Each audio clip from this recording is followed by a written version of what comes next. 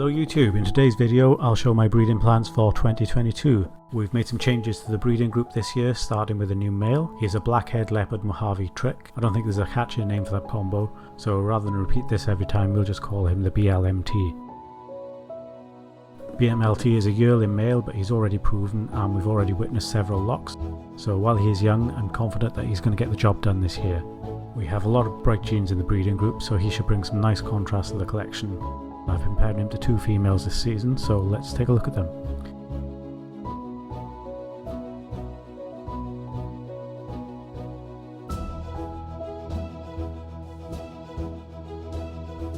First up is the Desert Ghost. I've literally just separated these two lovebirds and she is badly in need of a bath. These snakes do like to get nasty when they're getting it on.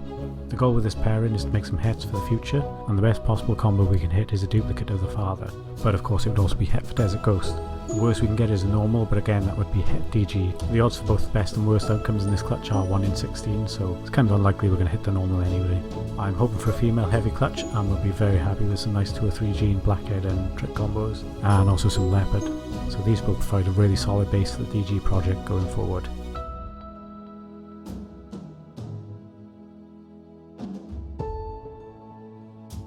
Next up is the Butter Crystal female. We won't keep this girl out too long as she's looking quite chubby. She's just stopped eating, so I think she's going to be the first to go this season, and hopefully the first clutch will land in about March or April.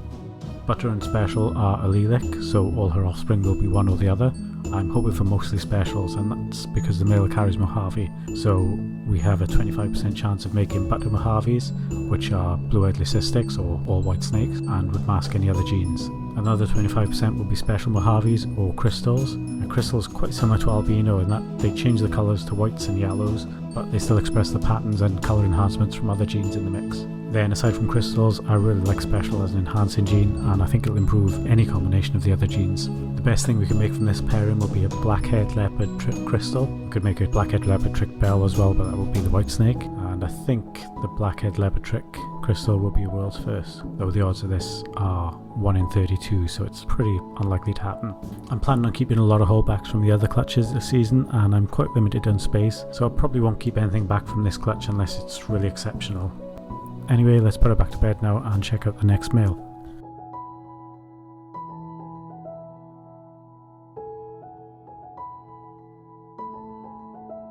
Male number 2 is the Pinstripe Desert Ghost. He was purchased as a hatchling weighing just under 120 grams, and now at almost 2 years old he's grown to more than 10 times that size at just under 1300 grams. And he's also starting to look a little podgy, so perhaps it's time for a diet. This guy's a bit of a slow starter and doesn't seem very interested in any of the females. I've tried the usual tricks to get him going, such as sperm plugs and sheds from the other male, and even putting the other male in with him, but so far at least I've not witnessed any locks. I'm not too concerned as the BLMT will work just as well with his females if he doesn't perform this year, though it will slow my Desert Ghost plans.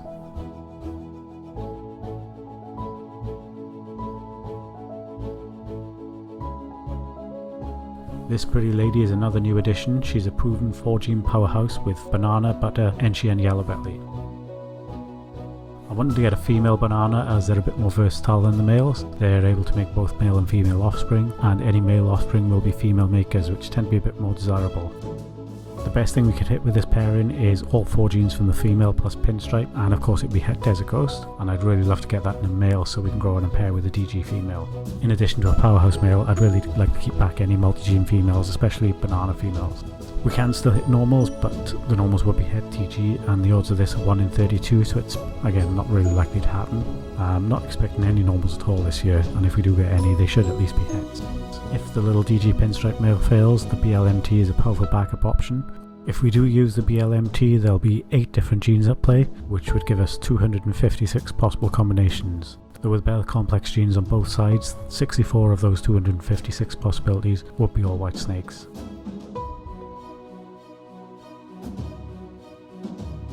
Finally, we have the Super Pastel enchi Fire female. All the genes in this pairing are fairly common and tend to be at the lower end of the price scale, but they all work really well together and produce some very pretty combos. Everything from this clutch will be at least Pastel and het Desert Ghost, with Pinstripe, enchi and Fire stacked on top.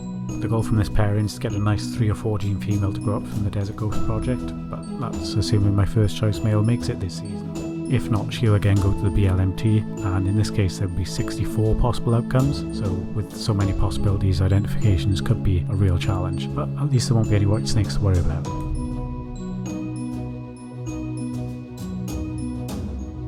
And that is all we have planned for 2022. It's going to be a small season with just 4 clutches to look forward to, but every clutch will be unique and exciting. And if nothing else, we should get a lot of variety. Thanks for watching, don't forget to like if you enjoyed the video, and subscribe if you'd like to follow my breeding season. I'll see you in the next one.